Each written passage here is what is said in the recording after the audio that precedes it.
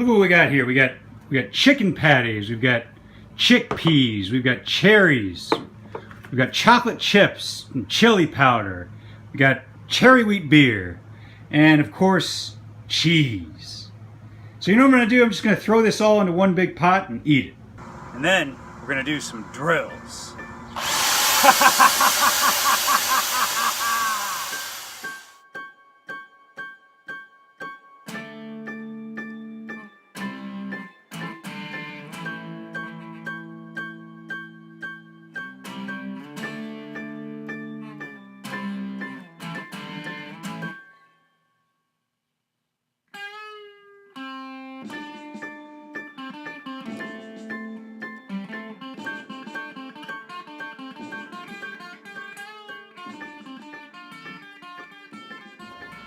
So I'm going to call this the Chunkinator, and it consists of chickpea-based chili. Now this chili has chickpeas, onions, chili powder, tomatoes, and fake beef, and a lot of cheese as well. It's pretty simple, not too hard to make, and it's covered with 4 chicken patties, which are also covered with cheese. And over here we've got our chocolate chip cherry churros. And these are tortillas wrapped around the melted chocolate chips with cherries throughout as well. So I'm going to have my cherry wheat beer with this as well. And I think it's going to be pretty good.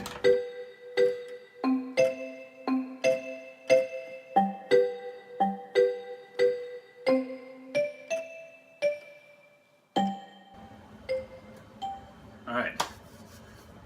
Let's get started. Today's lesson is on churn rate, which is a business term used for subscriber-based services such as cable, electric, movie streaming services, and newspapers. But before we get into that and the demonstration, let's define churn rate in the broadest sense possible. Churn rate is the rate at which individuals leave a group. Let's look at a very general example of that, the human population on Earth. For the last few years, the daily generation rate has remained constant at about 350,000, meaning 350,000 babies are born each day.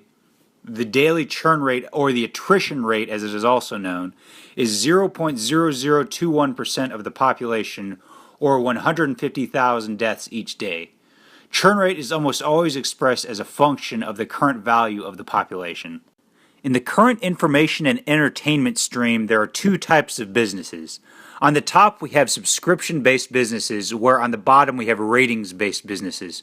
Ratings-based businesses do not necessarily have to consider a concrete churn rate because anyone with the right tools, such as internet access or a television set, can access their product.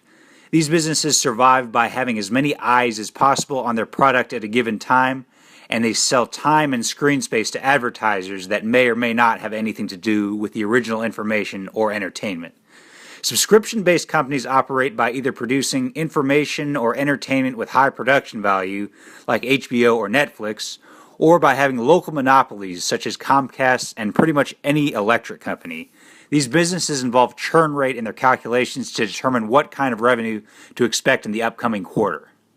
Now here's a good equation that expresses revenue as a function of churn. Now there are several reasons for churn. One might be dissatisfaction with the product. There might be cheaper or more competitive services available. There are more successful marketing strategies used by other companies. And sometimes someone just completes their customer cycle.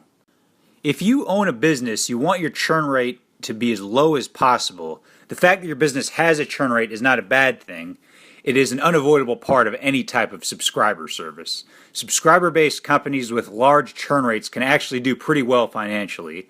Let's look at 3 examples of that. Sprint, Comcast, and Dish Network. These are companies that have all spent time on the Fortune 500 list, but are also aggressively hated by a large percentage of their customers, and they therefore have a large churn rate. But they advertise so aggressively and are able to attract more than enough customers to outweigh their churn rate. And here's what a lot of these companies do to curb churn rate: contracting. They lock you in for a number of years to their service, and then you can't leave until the contract period has lapsed. Also, they may introduce loyalty programs to retain customers. Churn rate can be used to calculate an average customer life. For example, an annual churn rate of 10% implies an average customer lifetime of 10 years. There are two types of churn that can be considered.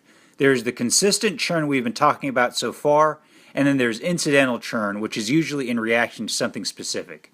A recent example of incidental churn is what happened when Fine Brothers, the YouTube channel, attempted to copyright the concept of reaction videos in an attempt to monopolize the market. Because many of their viewers and subscribers had a moral objection to this kind of profiteering, they lost about 500,000 subscribers over the course of a week. This type of churn is completely unpredictable, which is why there's no way to model it. So it's something to be aware of, but it's not really something that can be planned for. So now let's look at one more case where churn rate applies. Alright, that's it for the Chunkinator. That was a little bit tough.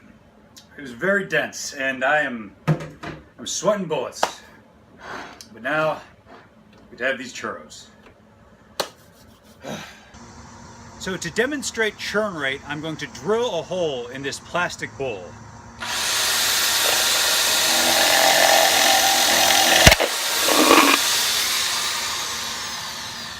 So now the water flowing into the bowl will represent the influx of customers, while the water leaving the bowl through the hole on the bottom will represent churn. Alright, so notice as we keep it at about 1/4 of the way full, we have a fairly slow churn rate. Now let's watch what happens when we expand our customer base. At this point, we are losing customers at a faster rate in terms of the actual number of customers, but the percentage of the total volume is still about the same. So now we're going to simulate a faster churn rate by drilling more holes in the bowl.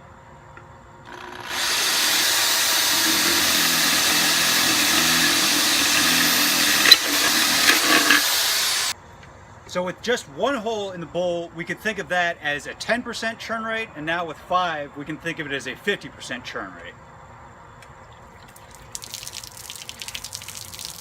Alright, with this high of a churn rate, notice how much more difficult it is to build a big customer volume. It's going to be impossible to fill this bowl all the way up, and once the influx of customers stops, we pretty much just lose our customer base almost immediately. And that is how churn rate works.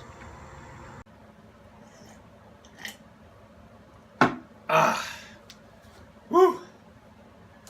Oh, that was good. Not too easy. A little bit difficult. Whew. About 35 minutes. But you know what? I'm gonna have one more beer.